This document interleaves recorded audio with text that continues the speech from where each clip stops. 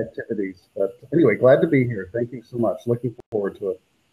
And I'm going to go ahead and start recording if that's okay with everybody. I thought I'd record, and then I'm going to save that. I've actually got a Blab page that one can access really quite easily on my Twitter site. So I'm hoping that if those that aren't able to watch this can watch this later, if they just click on my Blab site on my Twitter site, able to enjoy the conversation here.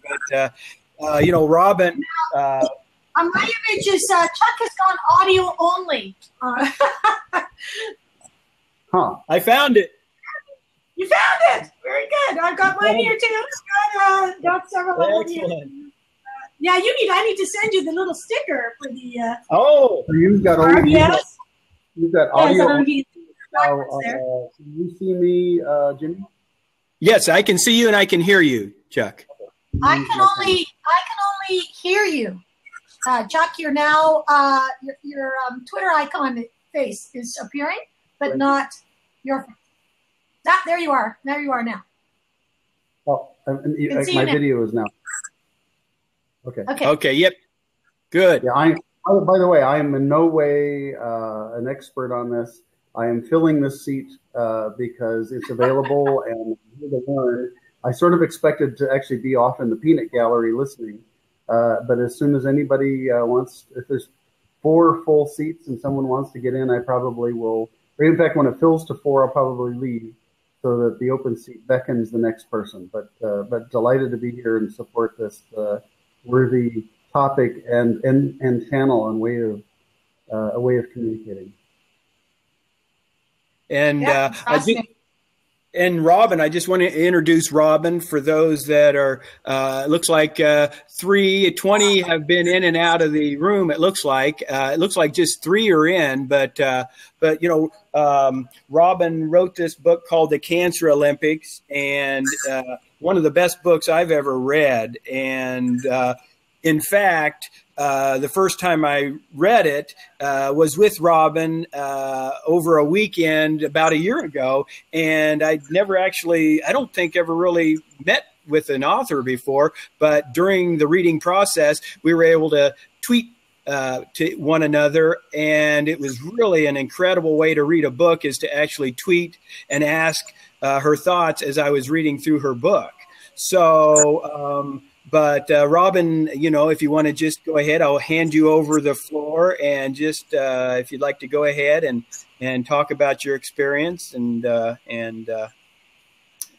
I'll just follow up a little bit about the tweet reading that we did. We called it tweet reading. Was what we called it. So when a reader is reading a book and they're tweeting a question to the writer of the book, and the writer responds as the person is reading it. So we did that in real time, and we both blogged about it separately. And in the blogs that we did, got picked up by literary journals and magazines. So it got out in a bunch of different ways. And another way in which we kind of maximized on that had to do with the Amazing Charts Conference that Jim presented at. Were you at that? Did you go to that? Chuck did not know, and that was last October in Chicago, and I presented.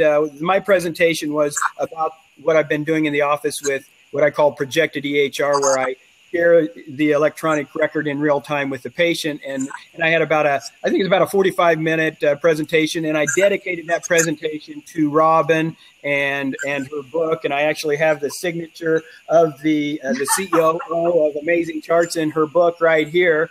Got a bunch of signatures from that presentation, so that was I was very grateful to be able to do that. So that was a lot of fun. Yeah, I guess because what we had done there is that, unfortunately, my unfortunate history is of very, well, there's no other kind of word for it really, but really medical care way below the standard of care. So a diagnostic delay, a delay for, as you probably know, the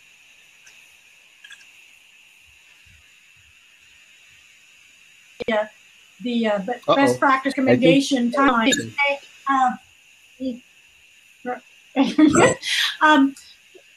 within 60 days, but my diagnostic delay was 661 days. And I saw Dr. 1, Dr. 2, Dr. 3, Dr. 4, all of whom missed or belittled the symptoms I had, even though I had an immediate family history of colorectal cancer. Anyway, so by the time the lesion was detected, it was a stage 3C. And so there was, all the brutal treatments that go with that. And then, but that's not really all that the book is about. It's about how, to my horror, I discovered that the best practice chemotherapy for this kind of cancer wasn't available in my province of Nova Scotia in Canada. So myself and my community were on a blog called the Cancer Olympics, lobbied and created a fight that went all the way to the Minister of Health here, and ultimately were successful in getting the government to authorize the oxaliplatin chemotherapy for colorectal cancer here in Nova Scotia, but unfortunately it was too late for me to receive it. So I never did receive it, but I'm happy to tell you that since then, over 300, 400 Nova Scotians have received it since those days. So, it's sort of a David and Goliath story about lots of things. And so what we did around the amazing charts part was that we talked, or Jim, I guess, wrote a blog talking about how the medical errors that occurred in my case would have been avoided had the physicians involved used something like projected EHR, because that would maximize or improve communication and therefore prevent those kinds of terrible errors from happening. So that, and then we got quite a lot of response on that. Yes.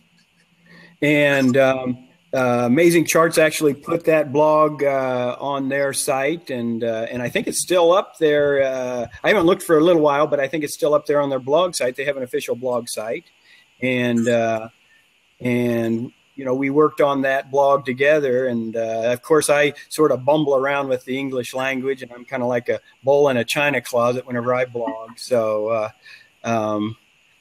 but with I think one of the most amazing parts of your book and your story, Robin, is how you were actually, and I believe, if I remember correctly, actively getting chemotherapy when you were lobbying your own government to help those behind you in order to get the appropriate chemotherapy.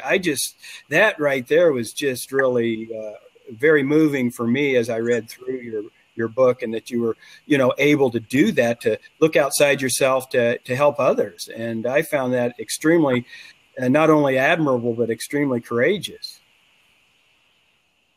Well, it was extremely taxing. I'll say that for it too. It was, I was doing a whole lot of strength and at the time, but it was, I guess that's why I wrote the book too, to kind of illustrate how a community can give strength to a person in a battle like that. Because really, the point was that through social media and the support I had through my sort of a private social media blog that I had, that my supporters and community were able to say, keep going, go for the gold, as it were. And on that note, one of the things that happened last year is that Canadian Cancer Society gave me the I should get it and show it to you guys online. They gave me the Gold Medal of Courage, the National Medal of Courage for the Canadian Cancer Society for the events that took place in the story.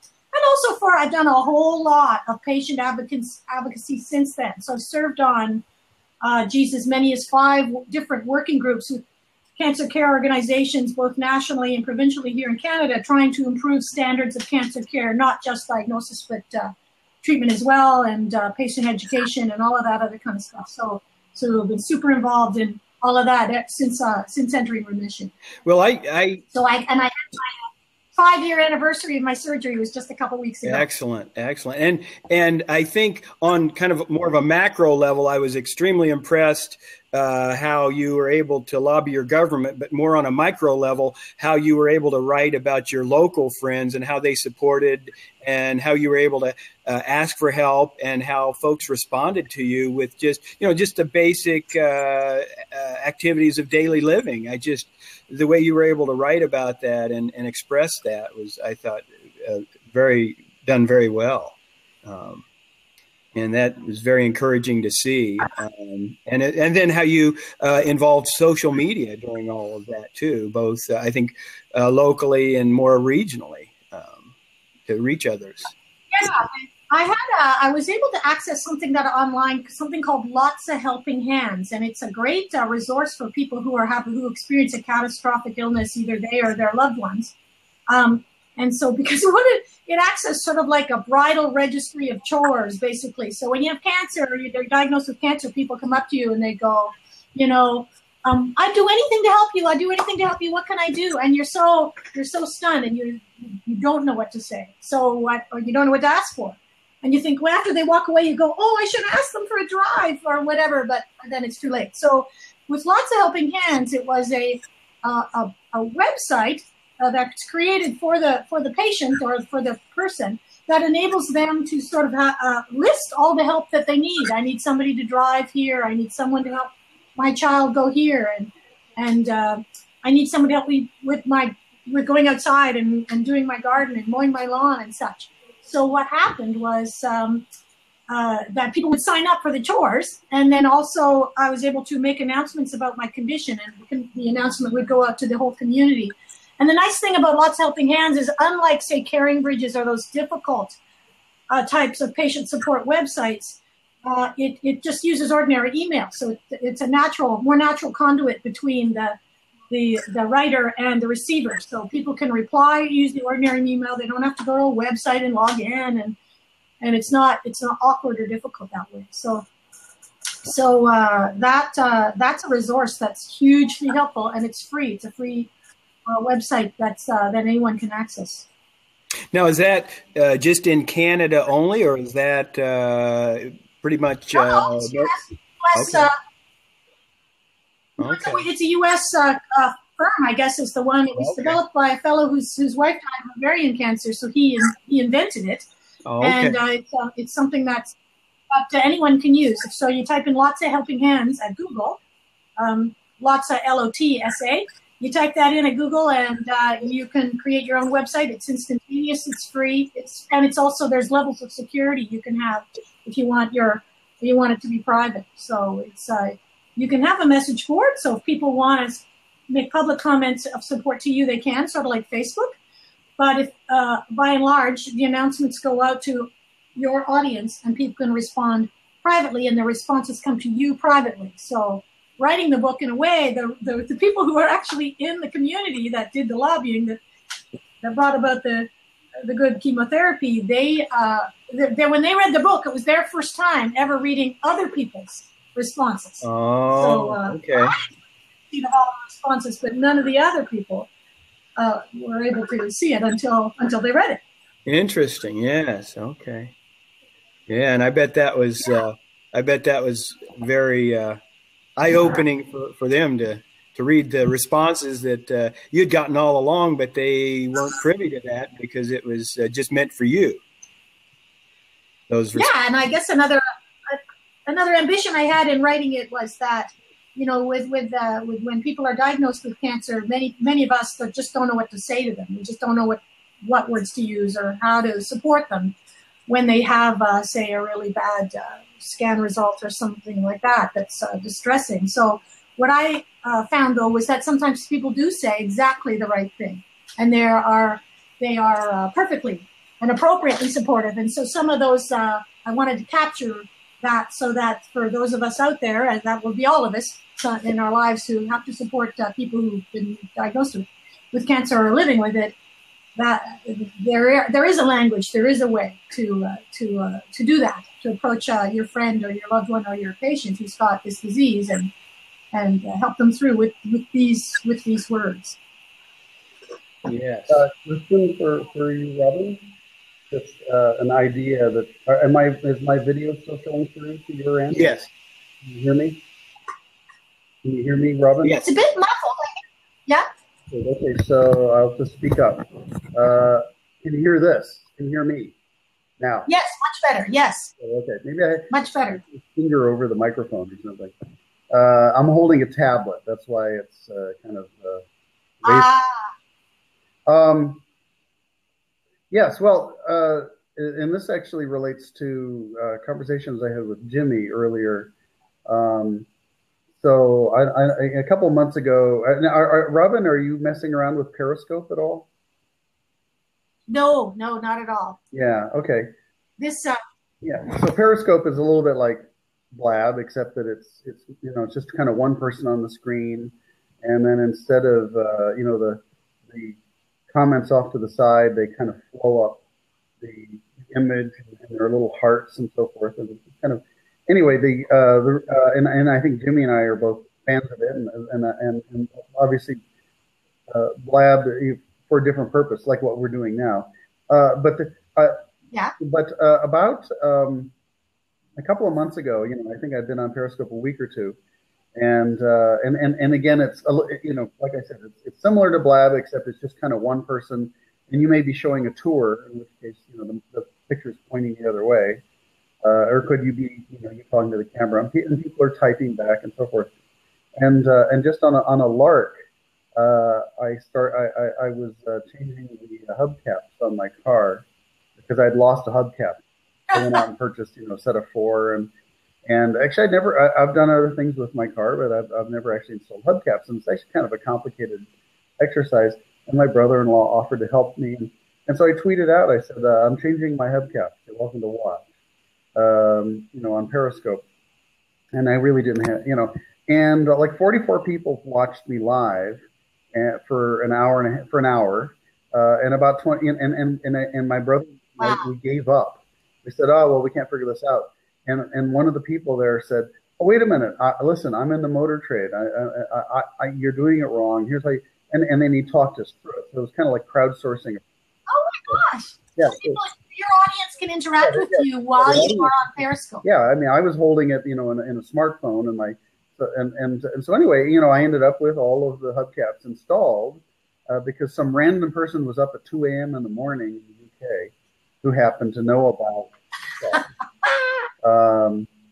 And that kind of it sort of got me going, thinking about sort of crowdsourced problem solving and support. And of course, video interaction like this is a much more intimate and empathic kind of communication than tweets. Tweets tend to be, sound bite-ish, and lots of snark because you're not seeing the person's reaction. Whereas everybody I've interacted with on Periscope has just been very, very nice. Which is, so anyway, but where I was going to go with this, so I said, well, how could this be used? Obviously, there are all kinds of, security and privacy issues, but assuming those could be got past, what are some examples of sort of crowdsourced problem solving and support? And just kind of two things that came to mind was one, could be, the dermatologist saying, I'm looking at a skin lesion I've never seen before. Anybody have any idea what I'm looking at? And, 200 dermatologists across the world who have nothing else to do, just tune in and you can imagine all, the rationales for being there would be everything from, trying to be smarter than, the other guy to actually helping and, doing stuff. But also, the other example I gave was a bit of a throwaway line, in the sense, I wrote it without really thinking hard about it. I've, had members of the family who've had painful diagnoses and cancer and so forth. And so I wrote something like, I am about to receive some news that I'm afraid I'm afraid of what that news will be. And I just in my observing folks on in the sort of the video streaming world, I just thought, it's a possibility that people would just come out of the woodwork to support that person. So you could imagine, 20, 30 people who had been through the same situation. That is, walked into a doctor's office and about to receive some news that they were afraid to receive, showing up to support that person. And of course, that support ranges all the way from simply, I'm here and I care, to, very specific, here's a checklist. that you need to do. Like, okay, before you walk out, ask these 3 questions. And so using this, this what we're doing right here as an example, where potentially, we don't have that many people watching, but potentially, I mean, this is just on Periscope over the weekend. I just happened to be in the right place at the right time, and there was like a 1.5 foot of water flood in Miami Beach, and in like a minute and a half, I had 2,100 people watching live. Okay, and they were wow. What an angel, the supermoon, and so I guess and this phrase comes to mind is it's almost kind of coarse, but it's sort of this sort of crowdsourced empathy. What I mean? Yeah. And does any of that kind of ring a bell or make sense at all? No, that makes perfect sense. And when we did this pre-blab last night to try and make sure that the technology was all working, and after we had done it, I thought, what a great medium. My thoughts went exactly down that path. This would be a great path, a great medium for when I think about the patient support networks that I'm in, for people who are in active treatment, who are they want to talk to someone who's been through that treatment. They want to get advice on, what creams to use or whatever for their burnt radiology skin and all that. That this would be a great avenue for direct support of people undergoing treatment. And I hadn't backed it all the way up to the point of diagnosis the way you've just done, Chuck. But now that you're saying that, I'm thinking that's even a more critical point. So it seems to me that venues like this could be really, really helpful in all ways. Blab could be very useful, it seems to me, in patient advocacy and just all kinds of ways to increase dialogue between physicians and patients generally about issues generally, and just about patient safety, all these other things that mean a lot to me, or that I've been very active in. So I'm with a group now called Canadian Patients for Patient Safety, and our whole thing is, making sure that lobbying around infection rates in hospitals and falls and nursing homes and stuff like that. So there's all kinds of activity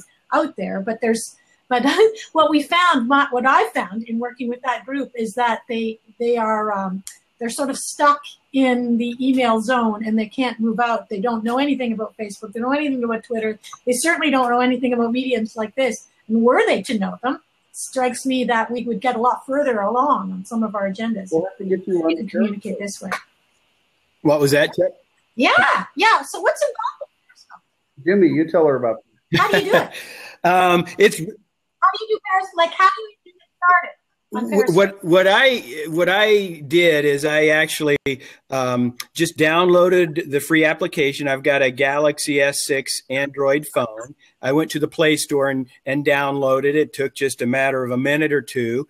And then once I downloaded it, I observed people broadcasting. So I found a few people that I sort of clicked with. There was a guy from Germany and some people in England and all over. And I'd watch them and I'd practice. You can tap on the screen when you like something, sort of like this, except instead of faces, you get hearts. So if you like what they're saying, you can tap on the screen. And then I played around with texting. I'm a very slow texter, but respond, hey, I'm from Montana. How you doing? And just did minimal interaction just to kind of get a feel for it.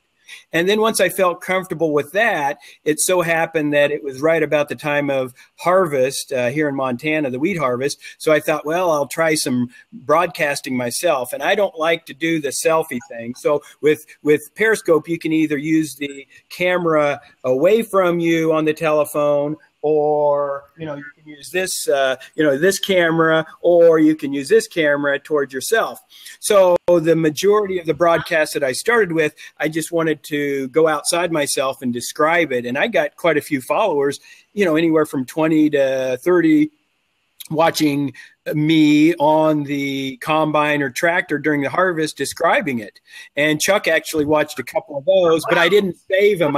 Chuck told me to auto save them and I forgot. So I lost them all after 24 hours. And then once I got comfortable with doing periscoping outside myself, scenery, and the harvest, then I turned the camera towards myself and towards my patient. And I think I may have mentioned this to you last night, Robin, is that I actually interviewed one of my patients because a fellow Twitter friend and periscoper, David Grayson from New Zealand, asked if I would, and we just sat down for half an hour. Chuck was part of that, and Chuck and David sent a series of questions, and I asked my patient the questions they were interested in.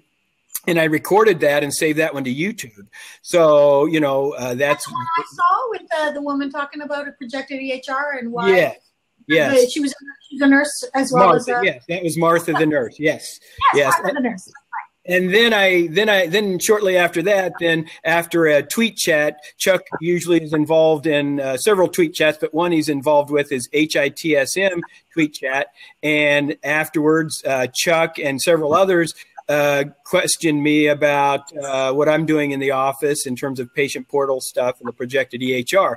So it was really a neat way for me to engage with, and I think we probably had 20 or 30 people. I can't remember, Chuck, and I recorded that as well. So, I think Periscope has some unique opportunities that are a little different than Blab. Certainly, I think quite a bit different than tweeting or blogging. It just, like Chuck said, it gives a more of a human element to conveying what you're trying to convey. So I think if used appropriately, it can really help with doing educational, informational stuff that may be interesting to other folks. And I hope that what I'm doing in the office can translate and others can benefit from, because I found it extremely useful. And, I don't have a lot of resource. I don't have, any notoriety, but, I think if folks can watch some of those.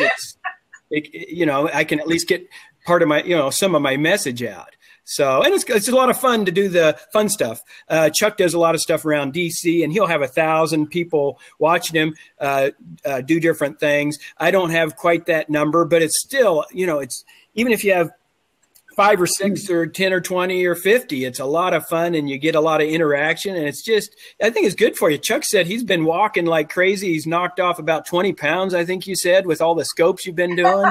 I forget, but it's it's really, I think it's good. It's really good emotion. It's a good release. It's a good. I think it's a good hobby. Get you out of the house. I have to laugh when you guys use the word scopes to refer to this. Colorectal cancer patients think scopes. Have a different thing comes to mind. Yes. Yeah. Sorry. The scopes you're doing. So. We've talked lots of times about projected EHR, but it wasn't until I watched the Periscope thing that you've done with Martha that I said, okay, now I really see it. I see how the visual works. You can see up, you can see down, you can see over at her, you can see what she sees from where she's sitting. The whole 360 that you did on it in the with the Periscope really opened my eyes to it, and I'm someone who's really into it. So it was really there's a picture's worth 1,000 words, and a moving picture's worth 10,000 words. Well, I appreciate the feedback. That's good to know. And then I think, like you said, I think Blab has a huge potential. I think, just in the medical arena, the exchange of ideas that, all of us may be able to bring and share with one another, just so we can, maybe improve upon what we're already doing. And I find this idea to be able to sit and talk and exchange ideas in real time, and then have other folks, able to watch either at the same time, or what's nice about this is you can do a recording and save this to your site wherever, so other folks can access that later. So I think it's going to be a really and I think that's one advantage I believe Blab has over Periscope. Periscope, it's a little more difficult to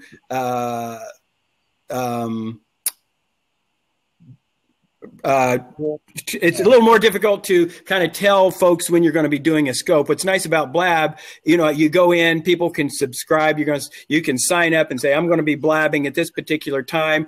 And then you can run tweets or whatever to remind people about it. So I think Blab has a little more ability to do that sort of thing, which I think is a little more unique compared to Periscope. And plus you get 4 people at the same time, or can. So instead it's too bad that Annette hasn't been able to join us tonight, because she's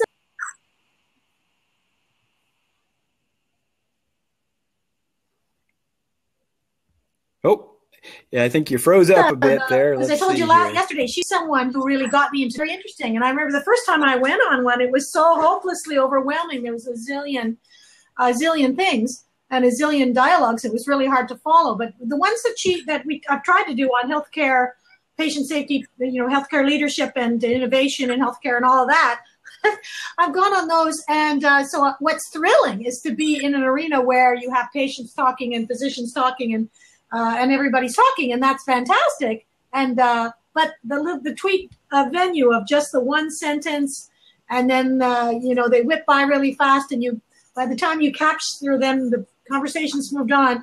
It's this is way more accessible to, I think, to ordinary humans to have a conversation about healthcare issues or any issue when you can actually see each other and talk and have a conversation, as opposed to. I think that's why Twitter bought Periscope to the degree that Blab resembles Periscope, and that is in many ways.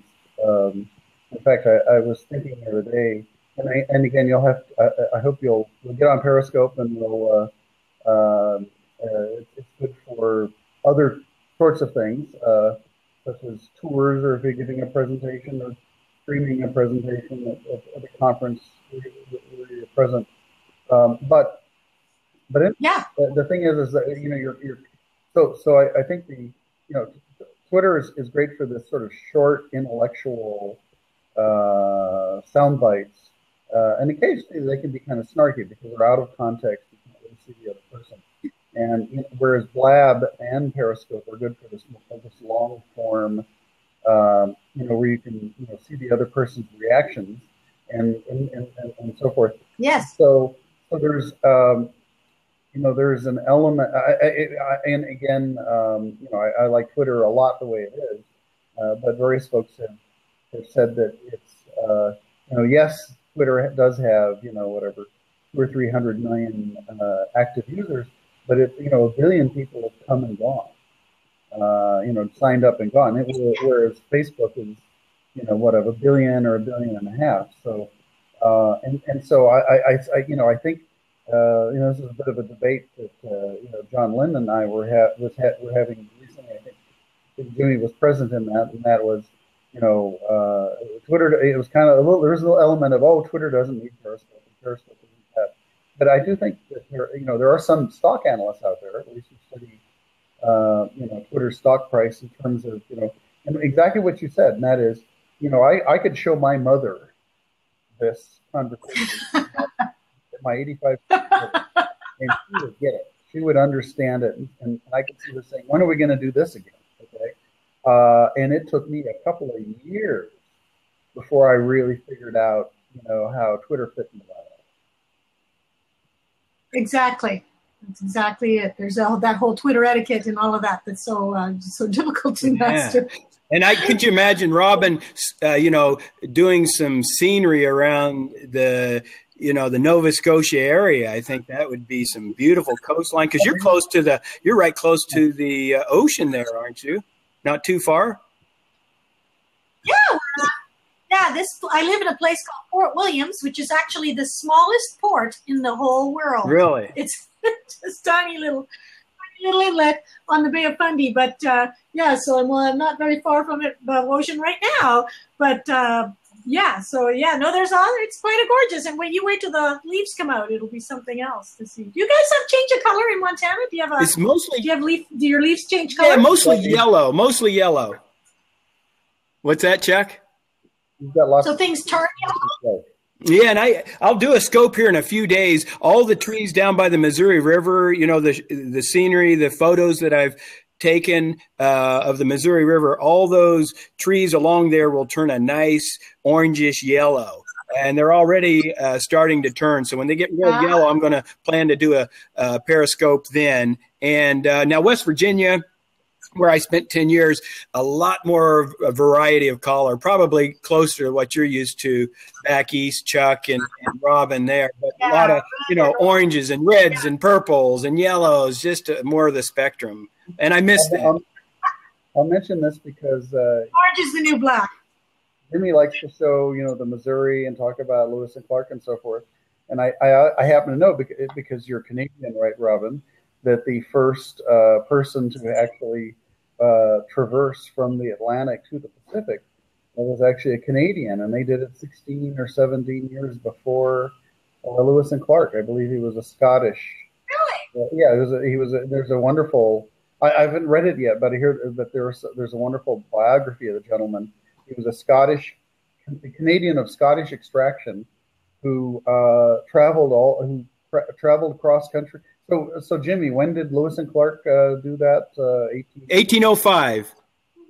1805? Yeah. Well, then in around 1790 or 88, wow, a Canadian of Scottish extraction actually made it all the way from the Atlantic to the Pacific. And, of course, no Americans have heard that. And here's a Canadian who doesn't know that. Interesting. No, I didn't know that. I did not know that. And did this person actually cross Canada, or did they go? Were they how would they? What did they do when they got to Hudson's Bay? Canada and the Pacific in British Columbia. I'm not sure where whether he made it to Georges Strait or further. But he was. But so anyway, I mean, and that was in the late 1700s. So I don't know. That's just a little factoid I picked up someplace. We visited. I visited Canada a few times, and I like to do that research. But anyway, just up. Because Jimmy is shows these historical places, which by the way, I used to live out that way. I used to live in northern Idaho. Okay. And we would ever. Now, has Jimmy painted your picture yet? I'm sorry. Has he painted your picture yet? I haven't. Let me. Let's see here. Now, he's going to take us. Now, I'll tell you, I painted, I don't know how many Civil War generals, 10 or 11, and Chuck had the meanest eyes out of any of them. Even all those Civil War generals, Chuck had the toughest, meanest looking eyes. It's when he was 12 years old. I sort of surprised him. Oh, that's great. I found that, I think he tweeted out that photo, and I just, for whatever reason, I just thought I'm going to paint that and kind of surprise Chuck. So that was a lot of fun. Oh, okay. You didn't know it was coming. You didn't know that it was coming. Well, I'm going to sign off now. I really enjoyed this. My wife just flew in from a number of places, but I'm looking forward to the next one of these, Robin. And of course, now I've attached a personality and a face, and when I see your Twitter account here, I'll follow you. And now, if you're interested, on Wednesday at 2:00 Eastern time, my little icon up in the upper left-hand screen is my picture painted by Jimmy. Thank you, guys. And thank you, Chuck. Appreciate it. I know. By the way, I'm just curious. What's the press that published your book, Robin? It's Friesen Press. Is the name of it? Is the publisher? So is it on Amazon? Yes, I'll hold it up again. Yes, there you will have to move it. You could probably. Mine's kind of going back. Yeah, mine is too. But yeah, so it's. And just so you know that when you buy it, the money goes to the Canadian Cancer Society and Colorectal Cancer Association of Canada. So it's all for a good cause. Is it on Amazon? Even if you buy it from Amazon. It's on Amazon. Yeah, you can get it on Amazon, Kindle, Barnes & Noble, all the usual suspects. You can get it from all those. Well, thank you both. Thank you, Jimmy. Thank you, Robin. And I look forward to seeing you guys in a variety of social media, health IT, health care, social media venues in the future. So thank you so much, Robin. I've learned a lot, and this is such cool stuff. It is cool stuff, and thanks, Chuck. And I'll plan on being at your blab on Wednesday. So, and I'm looking forward to that. So I really am. So that'll be a lot of fun. Thank you both, and have a good evening. Thank you. And I noticed, Robin. Now, what's that? My screen has done something crazy. My screen has done something crazy. It's turned all green, and you vanished. And you just moved. There's sort of a green. And you are kind of like frozen right now. We'll see if you. Let's see if you pop back up here. Can you hear me? I can hear you fine. Can you hear me? Yes, I can hear you, and I can see you, but you're. Can you hear me? Yep, I can hear you and see you, but you're not moving. Your screen's frozen, but I can hear you just fine. So, yeah. Maybe it's just frozen momentarily after Chuck left. I'm not exactly sure what happened. We'll see if it comes back up here. I want to give you a few. Yeah, the prop thing works. And, oh, there you go. Can you still hear? It looks like you're trying to come back on here.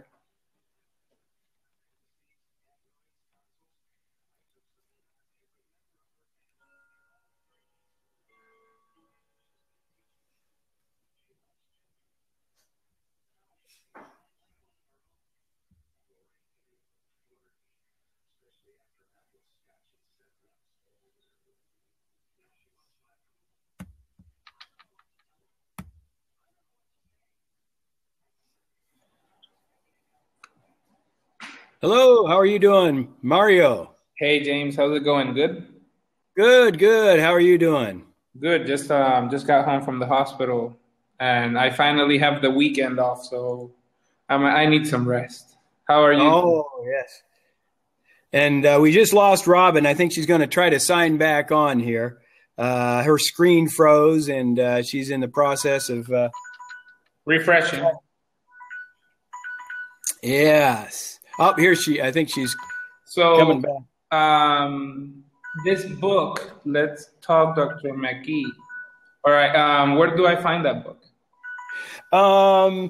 There's actually a link on Robin's website that.